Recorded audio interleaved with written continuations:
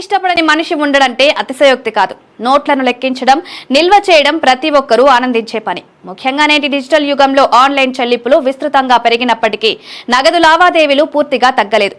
కానీ నోట్లు మీ ఆరోగ్యాన్ని కూడా దెబ్బతీస్తాయని మీకు తెలుసా? సాధారణంగా నోట్లు ఒకరి చేతి నుండి మరొకరికి మారుతూ ఉంటాయి. కానీ ఇది జరిగినప్పుడు వాటిలో ఉండే సూక్ష్మ క్రిములు, వైరస్లు ఒకరి నుంచి మరొకరికి వ్యాప్తి చెందుతాయి.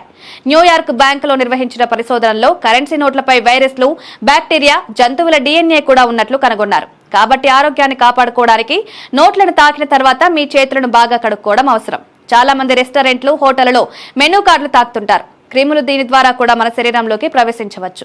అరిజోనా విశ్వవిద్యాలయం నిర్వహించిన పరిశోధన ప్రకారం రెస్టారెంట్ మెనూ కార్డులో దాదాపు 1,85,000 రకాల బ్యాక్టీరియాలుంటాయి. వీటిని ముట్టుకున్న తర్వాత చేతులు కడుక్కోకపోతే ఆహారం తినే సమయంలో అవి శరీరంలోకి చేరే ప్రమాదం ఉంది. అందుకే రెస్టారెంట్ మెనూలను తాకిన తర్వాత ఆహారం తినే ముందు చేతులు కడుక్కోవడం ముఖ్యం. ప్రతిరోజు అనేక రకాల రోగాలను ఆసుపత్రులకు వస్తుంటారు. ప్రజలు ఆసుపత్రుల్లోని వస్తువులను తాకడం వల్ల అనేక వైరస్లు, క్రిములు ఉంటాయి. అందువల్ల ఆసుపత్రి బెంచీలు, డోర్ హ్యాండిల్స్, ఎక్స్రే యంత్రాలు, బయోమెట్రిక్ ప్యాడ్లు మొదలైన వస్తువులను తాకిన వెంటనే మీ చేతులను కడుక్కోవడం బెటర్. ప్రతిరోజు వేలాది మంది ప్రయాణికులు ప్రజా రవాణా వాహనాల్లో ప్రయాణిస్తుంటారు. బస్సులు, రైళ్లు, మెట్రోలలో చాలా మంది హ్యాండిల్స్, సీట్లు, డోర్ నాబులను తాకుతారు. దాన్ని తాకినప్పుడు క్రిములు వ్యాప్తి చెందుతాయి.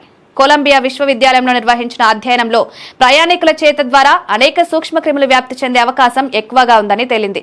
అందువల్ల బస్ హ్యాండిల్స్, మెట్రో గేట్లను తాకిన వెంటనే చేతులను కడుక్కోవడం, శానిటైజ్ వాడడం ముఖ్యం.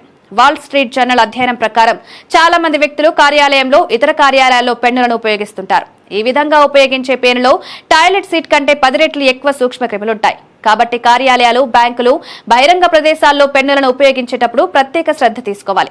వేరొకరి పెన్ను ఉపయోగించిన వెంటనే మీ చేతులు కనుక్కోవడం మంచిది.